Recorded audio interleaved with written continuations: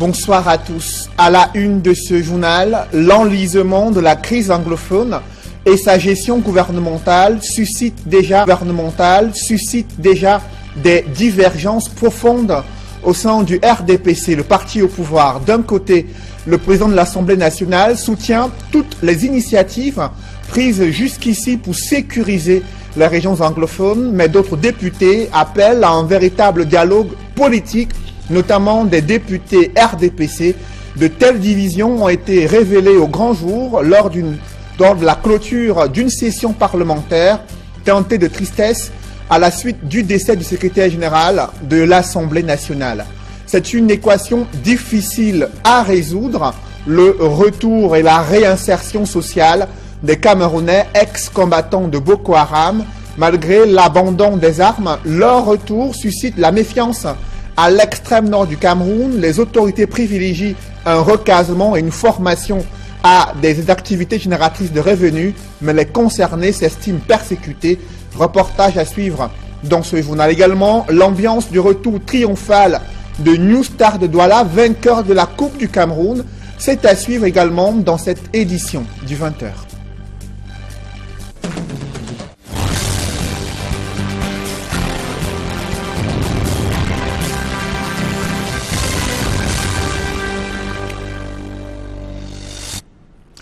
Merci de suivre cette édition complète de l'information sur Equinox Télévision.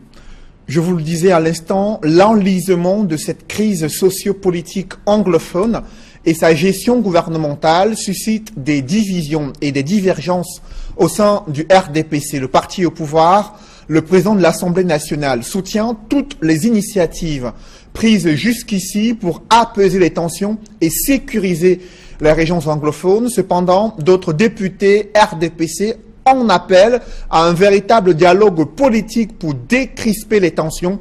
Ces divisions ont été révélées au grand jour lors d'une session parlementaire qui s'est clôturée ce mercredi.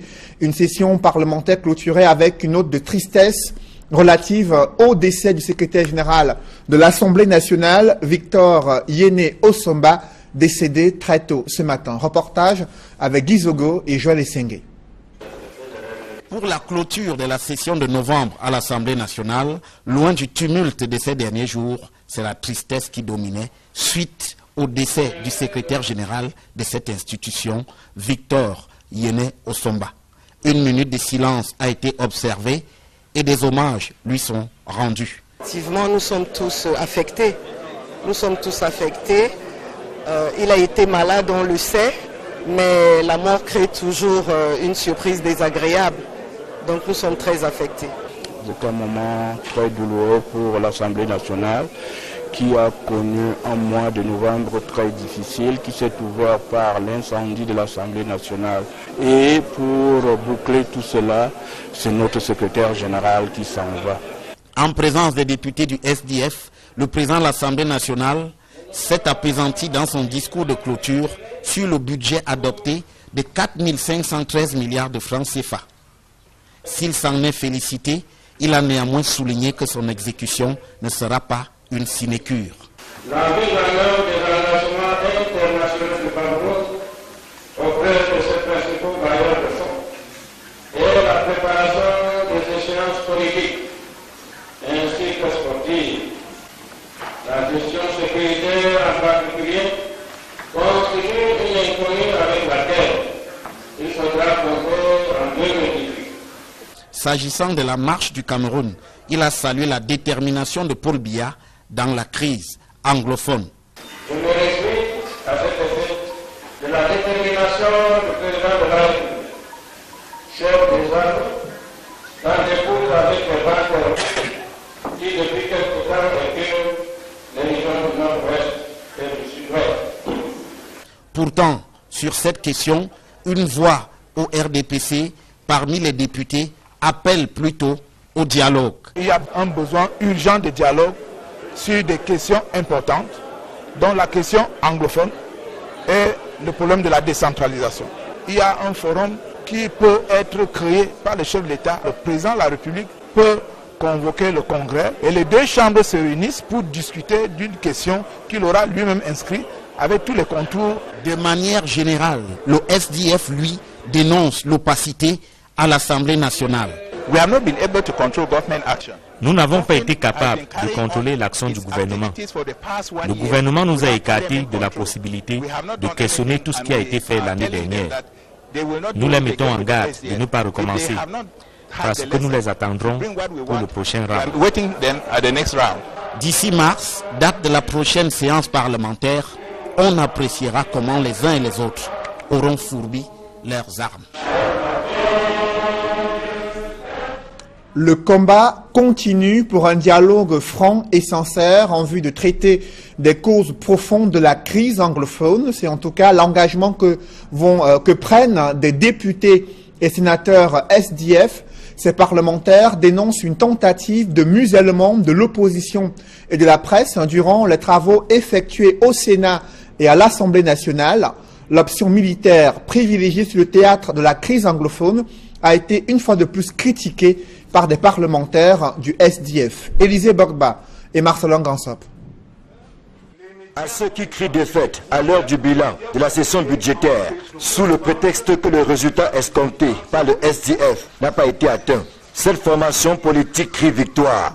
La victoire d'avoir osé, à travers l'opération Blocus, rappeler la nécessité, mieux, l'urgence d'ouvrir enfin un dialogue inclusif, franc et sincère, sur la question anglophone. Comme à son habitude, au lieu de prendre conscience de la gravité des choses, le RDPC a toujours opté tour à tour pour l'invective, la banalisation et le chantage à l'encontre des parlementaires SDF. Mais plus que jamais, le SDF, dont le slogan est « pouvoir au peuple », entend plus que jamais se mettre du côté du peuple pour défendre ses intérêts, ses droits et mettre un terme à la terreur ambiante érigée en solution atypique du problème anglophone.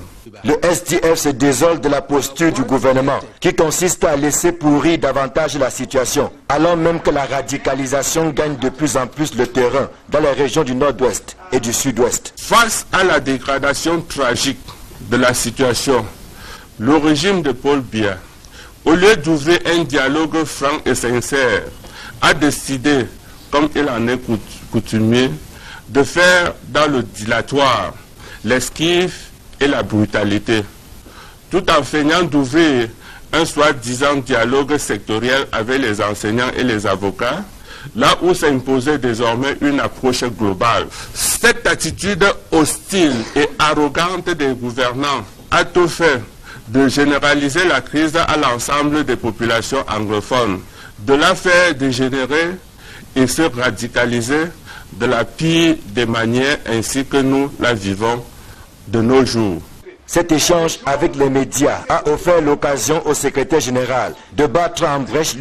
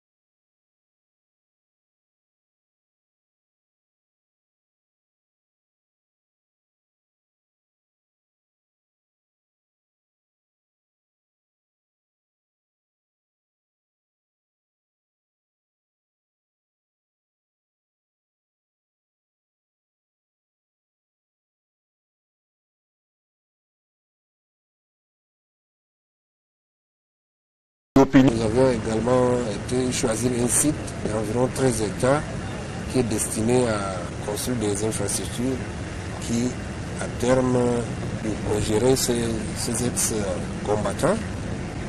Vous avez bien vu, il y a des compartiments qui comportent des dortoirs, d'autres c'est des bureaux, d'autres encore des aires de jeu, et des ateliers, même des écoles et tout. Kolofata est considérée comme la ville martyre, car elle a subi, et continue d'ailleurs à subir, des attaques des membres de Boko Haram, plus que toutes les autres localités de l'extrême nord. C'est d'ailleurs pour cela que Minjiwa Bakari a recommandé la vigilance aux membres des comités de vigilance locales. C'est les fêtes de fin d'année, il y a beaucoup de mouvements. Les gens reviennent chez eux. C'est vous qui devez aider les forces de défense et de sécurité. Vous devrez veiller à leur côté pour le renseignement et pour tout l'appui que vous pourrez leur apporter. Ceux d'entre eux qui sont d'ailleurs morts pour la défense de la patrie ont été décorés à titre posthume par le gouverneur de la région de l'extrême nord. Le difficile accès à la terre affecte l'éducation des enfants à Ebolova dans la région du Sud. Une école publique construite sur un espace querellé est menacée d'expropriation et des particuliers acteurs dans ce litige foncier ont freiné leurs ardeurs lors d'une descente du préfet de l'Anvila. Rachel Akono est allée voir clair dans cette affaire. Reportage Roger Takala et Donald Brice Kamgan. Un terrain pour deux. Ici à Ebolova, l'école publique de John Hall se bouscule sur cet espace avec la famille Essam. Initialement prévu sur 5000 m², l'établissement est confiné sur 500 m². La famille Essam soutenant Mordicus qu'une décision de l'ancien gouverneur de la région du Sud tranche le conflit en sa faveur. J'ai les documents là avec moi. J'ai ces documents, on a dit que l'école partait de là et qu'on laisse monsieur et madame Essam construire les maisons en toute quiétude. Les responsables de l'école publique, délogés de plusieurs autres sites avant celui-ci, disent bénéficier, eux, d'une décision de l'ancien préfet de l'Anvila. Au départ, nous étions d'abord dans un site d'emprunt, dans un local d'emprunt en haut. Bon, étant donné que c'était une maison appartenant à quelqu'un, c'est comme ça qu'il venait nous sommer des parties de cette maison. Nous sommes donc allés voir le préfet partant, c'est lui qui nous a amenés ici. Le nouveau préfet du département veut y voir clair, c'est l'objet de cette descente de Rachel Akononganzang. L'administrateur civil principal confie que la reconstitution des limites du site querellé est la voie vers la résolution du conflit. Le préfet est descendu avec les responsables locaux de domaine, cadastre des affaires foncières, pour reconstituer les limites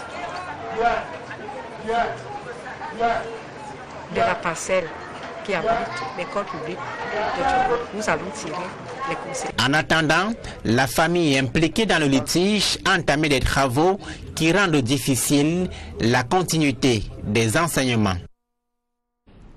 Parlons à présent des petits pas de la couverture santé universelle au regard des premiers domaines d'intervention identifiés pour permettre au plus grand nombre d'accéder à des soins de santé.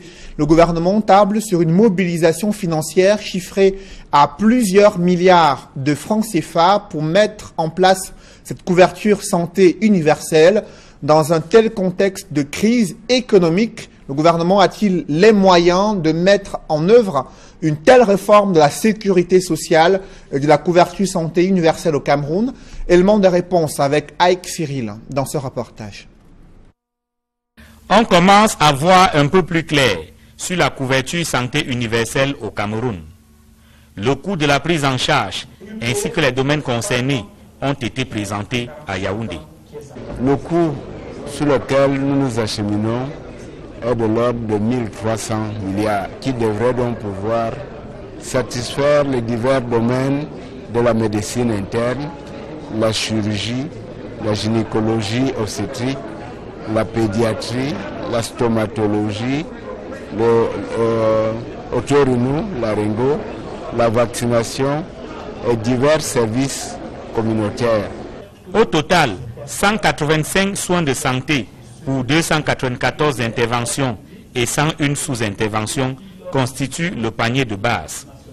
La couverture santé universelle est soutenue par un protocole de prise en charge comprenant le coût de la consultation et les médicaments à administrer, entre autres. Les formations sanitaires appelées à assurer la couverture santé universelle seront bien identifiées. Les formations sanitaires seront accréditées et une formation sanitaire pourra sortir du système si jamais les normes infrastructurelles, les normes en ressources humaines, les normes de propreté et autres ne sont pas respectées. Nous pensons également que ça va assainir le milieu pharmaceutique parce que non seulement le médicament de la rue va mourir de lui-même, mais de même nous pensons que les pharmaciens vont accepter maintenant d'aller dans l'arrière-pays pour pouvoir soutenir les besoins en médicaments qui seront exprimés par les formations sanitaires. Mais tout cela n'est que proposition. Il faudra encore attendre l'aval de Paul Biya pour que la couverture santé universelle soit mise en œuvre au Cameroun. Nous allons présenter le projet au gouvernement pour que très rapidement le gouvernement puisse proposer au chef de l'État la voie à suivre, lequel pourra décider en temps opportun de l'orientation finale à donner maintenant que les études préliminaires de base sont arrivées à ce stade. Il est donc peut-être encore long le chemin de la mise en œuvre de la couverture santé universelle censée assainir le milieu sanitaire au Cameroun. Autour du ministre de la Santé publique à Yaoundé, les techniciens ont joué leur partition. Reste aux politiques de prendre la décision qu'il faut. La mise en œuvre de cette couverture santé universelle est hypothétique dans un système de santé camerounais où les conditions de prise en charge médicale sont loin d'être optimales. Les Camerounais déplorent la corruption qui gangrène les hôpitaux publics, le manque d'assistance médicale criard dans certaines formations sanitaires et l'humanisation de la prise en charge médicale est loin d'être au rendez-vous selon des critiques des Camerounais. Il s'exprime dans ce reportage signé Flavien Dongo. L'accueil dans certaines formations sanitaires publiques au Cameroun constitue un frein dans l'amélioration du processus de prise en charge des patients. Ceux qui fréquentent ces milieux ne manquent pas quoi dire. L'accueil qu'on fait dans les hôpitaux publics, il faut négocier. Pour voir un docteur, il faut que tu négocies, il faut que tu fasses ceci, il faut que tu fasses cela. Et après, on ne te suit pas bien. Tu viens, tu attends longtemps, puisque si tu n'as pas l'argent pour négocier, pour aller voir un docteur, on ne peut pas te faire entrer. François, conducteur de moto-taxi à Douala, n'oublie pas la scène vécue il y a quelques heures dans un hôpital public. Mon petit-fils a été brûlé au gaz. Mais aujourd'hui, ce matin, pour que je sois bien reçu là, il y avait trop d'appels du temps. Il faut attendre que la caissière vienne. Elle fait des tours avant d'être reçue. Avec le projet d'assurance maladie universelle en cours d'élaboration au Cameroun, les frustrés des mauvais services dans des hôpitaux publics peinent à croire à la mise en musique de cette idée, pourtant appréciée par des observateurs. Des boîtes à suggestions qui inondent ces formations sanitaires publiques au Cameroun ne cessent d'accueillir des plaintes des malades dessus. Les plaintes des patients en ce moment, c'est surtout le délai d'attente. Les patients qui vont voir les médecins spécialistes, ils attendent 45 minutes, voire 1 heure de temps. Ils se plaignent donc qu'ils ont mis beaucoup de temps. Donc, ils veulent qu'on les prenne selon l'ordre d'arrivée. C'est un peu ça qui les malades se plaignent de ça. À l'hôpital La Quintini de Douala, tout comme à l'hôpital de Dedo, une odeur de satisfaction dans l'accueil et la prise en charge des patients se dégage. C'est-à-dire qu'en fonction des patients qui arrivent en urgence, on essaie d'évaluer le degré d'urgence et de priorité des malades. C'est-à-dire les malades qui sont plus urgents en fonction des paramètres hémodynamiques, en fonction de l'état général du malade, on essaie de faire le tri et on sélectionne. Les personnes du 3e âge ont parfois la priorité en fonction des autres patients, parce que nous savons que c'est des patients grabataires et qui peuvent faire patienter longtemps. De manière générale, le pourcentage des gestes positifs observés dans des hôpitaux publics reste faible, contrairement à ceux décriés par des patients déçus. 3 jours après son sacre à la finale de la Coupe du Cameroun, New Star de Douala a effectué un retour en grande pompe dans la capitale économique du Cameroun. Je vous propose de suivre les temps forts de, bien sûr, du retour de New Star de Douala, vainqueur de la Coupe du Cameroun, dans ce reportage signé Emos Fanga et Hervé Kemier. Depuis 2005, 2006, la ville de Douala attendait ce moment, la célébration de la victoire d'un club à la finale de la Coupe du Cameroun de football.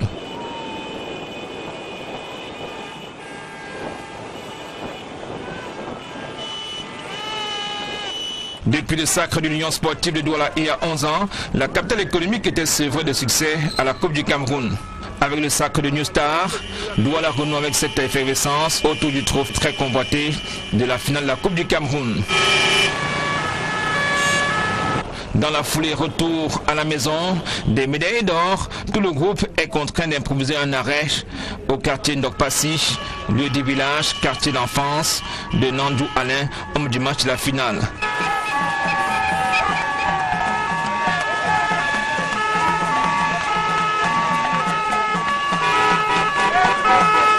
Le dispositif d'accueil est impressionnant à l'arrivée dans les services du gouverneur à Bonandio.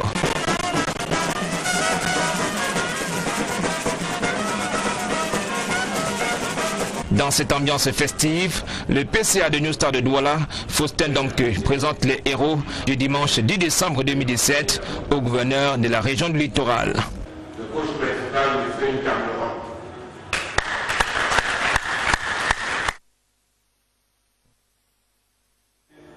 Pour le délégué du gouvernement auprès de la communauté urbaine de Douala, Fils Tonnet Tonnet, ce trophée qui a longtemps séjourné hors de la ville de Douala, 2017, était le vrai tour de Douala. Le patron de la région, Samuel Dieudonné Ivan Adiboire, a d'abord félicité les guerriers de sa région avant de dire qu'il attend une brillante prestation sur la scène africaine. Et notre souhait est que vous puissiez nous présenter une campagne africaine à l'échange. Parce que la plupart du temps, les équipes qui ont remporté la coupe au Cameroun ont eu du mal à évoluer sur le plan africain.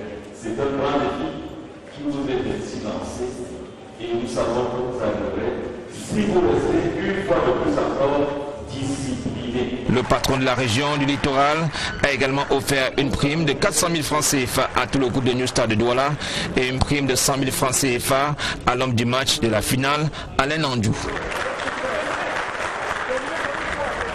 Après cette cérémonie, la caravane de New Star de Douala a sillonné les artères de la capitale économique.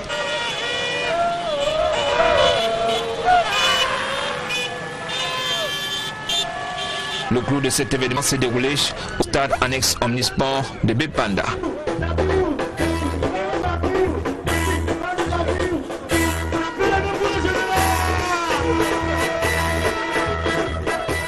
En culture, les peuples Bassa, Bati et Bakoko viennent de célébrer le festival Mpo sur les berges de la Sanaga maritime, une occasion pour les fils de ces différentes communautés de renforcer les liens culturels et de promouvoir leur tradition. Reportage Rodik Ngassi et Julienne Berthe-Bissaye. C'est dans la consolidation et le partage que les fils et filles Mpo ont célébré la fête de leur communauté à Edea.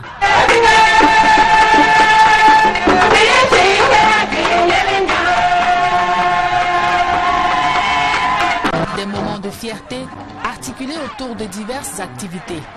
Dans un concours âprement disputé, c'est Anne Etoupentola du village Yakalak qui est élue reine Elok Mpo.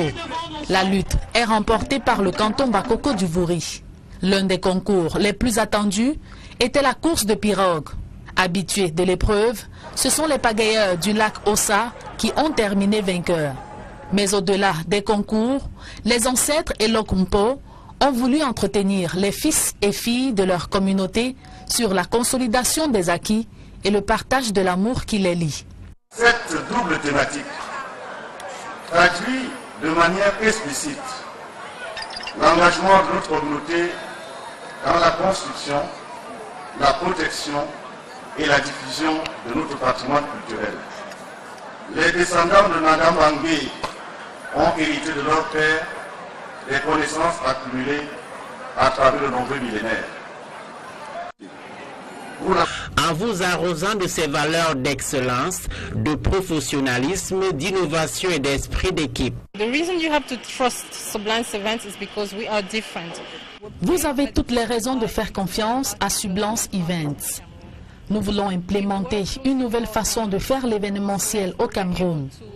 Notre particularité est cette proximité que nous créons avec nos clients afin de mieux répondre à leurs attentes. Face à la presse à Douala, l'agence de marketing et de communication a levé un pan de voile sur ses projets à court terme dans le pipe, des concepts événementiels à mettre en œuvre dès début 2018. Le Salon de l'action gouvernementale décroche une étoile d'or pour son engagement dans la promotion des politiques publiques destinées au développement socio-économique du Cameroun. Un prix leur a été décerné à cet effet à Yaoundé. Reportage. Après 6 éditions, le Salon de l'action gouvernementale, SAGO, est récompensé pour ses efforts de promotion des actions menées par les pouvoirs publics et visant à améliorer les conditions de vie des populations. Cela prouve que nous avons cru à un projet et aujourd'hui, les Camerounais commencent à percevoir l'utilité de ce projet-là qu'est le SAGO.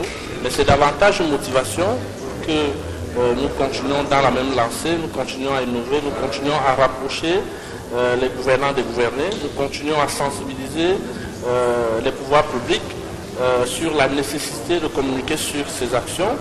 Le SAGO reçoit le prix de la meilleure plateforme privée de promotion du travail gouvernemental. Le trophée est remis au cours de la soirée du Grand Prix des étoiles africaines de l'émergence organisée à Yaoundé. Nous voulons encourager les lauréats à aller de l'avant. Vous savez, nous sommes un pays qui s'est fixé l'objectif d'atteindre l'émergence à l'horizon 2035. Et nous pensons que si nous devons atteindre cet objectif, les lauréats doivent continuer à travailler avec beaucoup d'ardeur. Car sans cela, nous n'allons jamais atteindre nos objectifs d'émergence. Donc les prix qui reçoivent aujourd'hui doivent être un encouragement à aller de l'avant. Depuis la première édition en 2012, le SAGO mobilise chaque année plus de 80 000 visiteurs. Environ 250 administrations publiques et privées, ainsi que des collectivités territoriales décentralisées, y participent comme exposants. Nous avons, à travers le SAGO, démontré que le gouvernement peut communiquer autrement à travers l'événementiel. 7 ans après, nous pensons que ça commence à aller. Aujourd'hui, nous recevons un prix que nous dédions d'ailleurs à tous les acteurs du travail gouvernemental, tous ceux qui ont cru que la communication est un vecteur essentiel de la bonne gouvernance. Organisé par l'Observatoire Club Afrique de l'émergence, le Grand Prix d'or des étoiles africaines de l'émergence récompense les initiatives qui vont dans le sens, entre autres, de la promotion des valeurs africaines et la culture du leadership de l'excellence. Des conditions bien remplies par le Salon de l'action gouvernementale, rebaptisé la vitrine du Cameroun. Mesdames, Messieurs, c'est la fin de ce journal. Merci de l'avoir suivi. Restez sur Equinox Télévision. Juste après cette édition du 20h, 2 rendez-vous Actu Santé et 237 le débat. Bonne soirée sur cette même antenne.